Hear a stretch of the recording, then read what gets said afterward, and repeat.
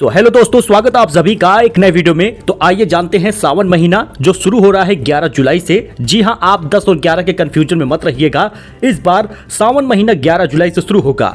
शुभ दिनों में घर में आप ये चमत्कारी चीजें लेकर आइएगा, महादेव की कृपा बरसेगी। 18 चीजें जो सावन सोमवार के व्रत में खाए जाते हैं, इसके बारे में भी बताएंगे। सोमवार की तिथियां जानेंगे। देखिए, महादेव की कृपा चाहिए तो सबसे पहले वीडियो को लाइक कर दीजिएगा, क्योंकि लाइक नहीं करेंगे तो कैसे पता चलेगा कि आप शिव भक्त हैं। सावन महीने में क्या करना चाहिए? देखिए, प्रतिदिन शिवलिंग का अभिषेक करिए, दूध जल शहद इसको अर्पित करिएगा, भगवान भोलेनाथ को चढ़ाइएगा। सोमवार के दिन उपवास रखिए, सात्विक आहार लीजिए, ओम नमः शिवाय का और महामृत्युंजय का जाप करते रहिए। शिव जी की आरती नियमित रूप से करिएगा। जैसे हम लोग नवरात्र में 9 दिन माता रानी की पूजा करते हैं, वैसे इस 30 दिनों में भगवान भोलेनाथ को प्रसन्न करने का एक भी दिन मत छोड़िएगा। लेकिन इस महीने में कुछ सावधानी भी बरतनी चाहिए। क्या नहीं करना चाहिए इसको देखिए। मांसाहार और तामसिक भोजन से परहेज करिएगा, दूरी बरतिएगा।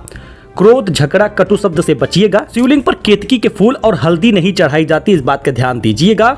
और व्रत रखकर भगवान शिव माता पार्वती की आप पूजा करिए, उनकी कृपा प्राप्त करिए। सोमवार के दिन व्रत रखे हैं तो आइए जानते हैं क्या क्या आप उपवास यानी व्रत के दौरान खा सकते हैं। देखिए, सिंघाड़े का आटा आप खा सकते हैं। भिंडी की सब्जी जो बनाएंगे उसमें हल्दी, प्याज, लहसुन और बगैर नमक के बनाना होगा। सेंधा नमक डालकर बना सकते हैं, खा सकते हैं। अरबी की सब्जी खा सकते हैं, साबूदाने की खिचड़ी खा सकते हैं और मोरधन की खीर खा सकते हैं, मोरधन की खिचड़ी खा सकते हैं। सलाद है और कोई भी फलाहार आइटम जो आप खा सकते हैं।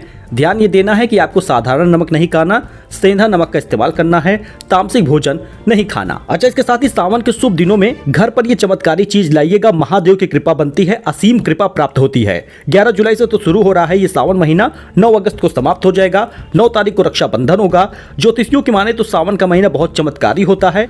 अच्छा, वहीं पर आप भस्म वगैरह खरीद सकते हैं, ला सकते हैं, भगवान भोलेनाथ को चढ़ा सकते हैं। और साथ ही आप नकारात्मक ऊर्जा का नाश करना चाहते हैं तो घर में एक छोटा सा चांदी का त्रिशूल जरूर लेकर आइए। और इसके साथ ही आपको बता दें, बेलपत्र भगवान भोलेनाथ को चढ़ाना चाहिए। अगर आप चाहें तो बेलपत्र तोड़कर चढ़ा सकते हैं। वहीं पर अगर आप चाहें तो चांदी या तांबे का बेलपत्र बाजार में बिकता है, उसको खरीद कर भगवान जी को अर्पित कर सकते हैं। 11 जुलाई 2025 से हिंदू पंचांग का 5वां महीना शुरू हो गया है और सावन का नाम आते ही शिव भक्तों के मन में एक गजब का उत्साह और लहर दौड़ जाती है। यथाशक्ति तथा भक्ति, हर इच्छा होती है पूरी। शिव जी से आप जो मांगेंगे वो दोस्तों पूरा होना ही है। देखिए, आप जल अर्पित कर सकते हैं। ये ना सोचिए कि आपने सिर्फ एक लोटे में जल लेकर गए हैं, उसमें ना बेलपत्र है ना धतूरा है, ऐसा ना सोचिए। सिर्फ एक लोटा जल आपकी समस्याओं का हल है। पंचामृत चढ़ा दीजिए, मतलब एक लोटे में जल ले लीजिए, दूध, दही, घी, शहद और चीनी का मिश्रण करिए, भगवान भोलेनाथ को ओम नमः शिवाय कहते हुए अर्पित कर दीजिए। घी अर्पित करेंगे तो जीवन में तेज बढ़ता है और जीवन में प्रकाश आता है। शहद अर्पित करते हैं तो आपकी वाणी में अपने आप ही मिठास आ जाएगी, मधुरता घुलती जाएगी, सुख समृद्धि और धन में वृद्धि होती है। गंगा जल अगर आप चढ़ाते हैं तो पाप से मुक्ति मिलती है। सरसों का तेल अगर आप चढ़ाते हैं तो शनि दोष शांत हो जाता है, रोगों का नाश होता है। अगर आप कुश और जल चढ़ाते हैं तो मानसिक शुद्धता बनी रहती है। मतलब ज्योतिष शास्त्र में कहा गया है कि सावन में अगर शिवलिंग पर इन 14 चीजों में से किसी एक चीज को चढ़ाया जाए, जिसका मैंने आपको बताया है कि क्या फायदा होता है, सच में इसका बड़ा लाभ आपको मिलेगा और ये बड़ा ही चमत्कारी होता है कि आपको 14 जुलाई से सावन महीने का व्रत रखना है। आई होप कि आपको ये जानकारी पसंद आई हो। सो मिलते हैं नए अपडेट में नई जानकारी के साथ। धन्यवाद।